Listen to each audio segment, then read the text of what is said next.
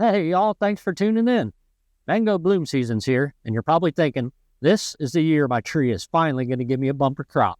But then, once again, only one or two of those sad little flowers pop up, and you're back to buying mangoes again. Maybe from a local grower if you're lucky, or worse, those tasteless imports from the supermarket. That sound familiar? Then stop. Today, I'm going to tell you how to almost guarantee a juicy harvest with a little bit of luck by next season, but you have to start right now. Stick around because I have a solution to turn your fruitless mango trees into a fruiting machine. Let's do it. Now, why's your mango tree ghosting you?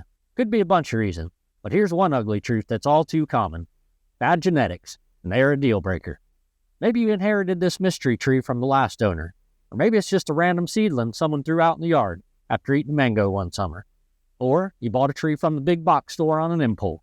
Either way, it's not producing. Life's too short for freeloading trees that don't pay their rent and fruit. So, what can you do?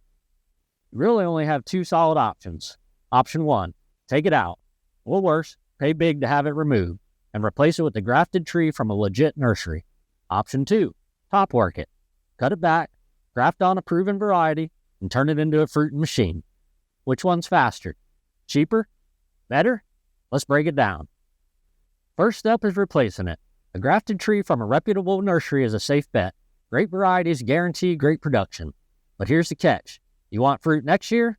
You're easily dropping hundreds of dollars on a big tree. You can go for the more affordable 1 or 3 gallon sizes, but then you're waiting 2 to 3 years for a decent harvest. Longer if you want enough to share some with your friends and neighbors. It's a solid choice, but it's a longer road. Option 2, top working. This is where it gets good. You cut your tree down to a stump, let it sprout out some new shoots, and graft on a killer variety. Or even better, multiple varieties. That sound scary? Sure, I was nervous first time too.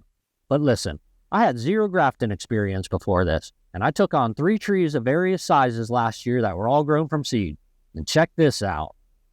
They are thriving now.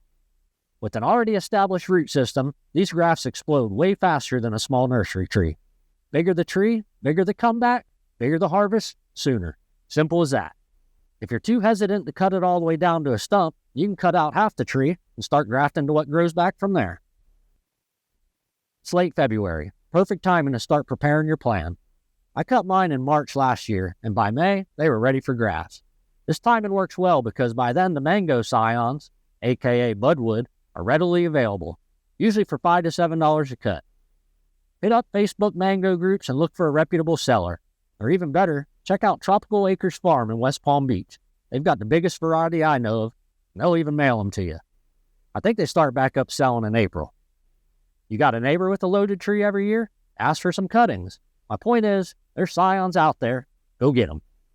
May is also prime grafting season. Trees are in full-on growth mode, so the budwood and rootstock will fuse together fast. But listen, if you're new to grafting like I was, practice first, because buying multiple rounds of budwood is going to add up, not to mention waste time. The good news, that freeloader tree can be your guinea pig. Before you commit to top working, you can practice your grafting on it. Nip off a branch, graft it to a similar sized branch on another part of the tree, and test out your skills. Heck, do a dozen practice runs if that's what it takes. You'll get the hang of it. We won't get into the actual grafting part here, but there are tons of mango grafting videos on YouTube. All you need is some pruning shears, grafting tape, and a grafting knife. You can even use a razor blade. That works well too. All these can be had from your local garden store or on Amazon. My best tip for grafting? Try to graft onto actively growing branches and use scions with swelling buds. Reputable sellers usually ship them ready to go. Bottom line, stop settling for trees that don't deliver. By next summer, instead of drooling over everyone else's mango trees, you could be watching your trees bloom and fruit. If this helps you out, you can subscribe to my channel for future videos. I'll catch you all next time.